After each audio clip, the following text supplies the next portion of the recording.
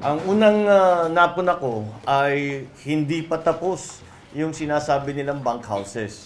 At nagulat lang ako dahil lagi kong na binabanggit dahil nagulat ako at nakakita na ako ng report na galing sa Region 8 the DPWH na tapos na lahat ng bank houses.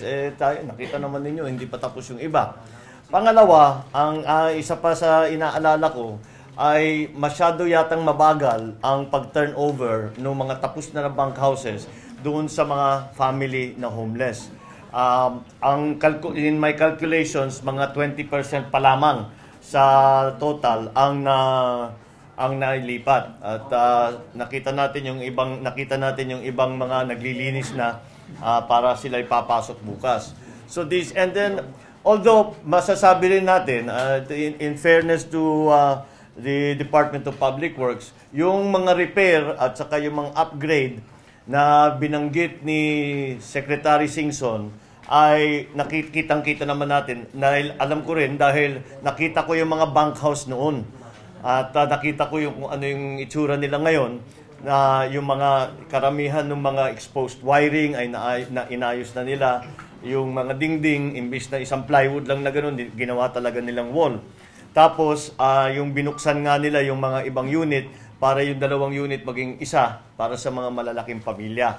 So, dapat tuloy-tuloy pa rin siguro ang ginagawa ng Department of Public Works.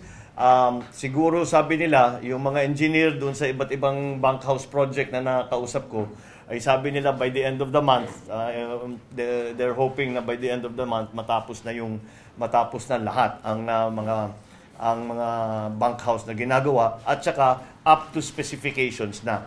Pero yun lang yung kaya nilang, yung mga kaya pa lang nilang gawin. Dahil for example, yung isa sa reklamo dikit-dikit yung mga bank house. At sinabi na yun ay hindi na pwedeng baguhin dahil nakatayo na yung mga bank house. So wala na siguro magagawa. Yung mga toilet facilities at saka kitchen facilities parang medyo very very basic masyado. So siguro baka pwede pang magkaroon ng improvement diyan. But again, at least meron na tayong nakitang mga lumipat at nakapasok. Meron na tayong nakitang mga improvement doon sa bank house. At sana mas mabilis na ang galaw ng DSWD nang sa ganun ay makapasok na yung ating mga nakita ko yung mga nauna yung doon sa Astrodome. The Tacloban Astrodome, hindi yung isa. Yung Tacloban Astrodome, yung nakita nyo yung mga nasa tent city doon, yun ang mga inuuna na dadalhin doon sa mga bank house.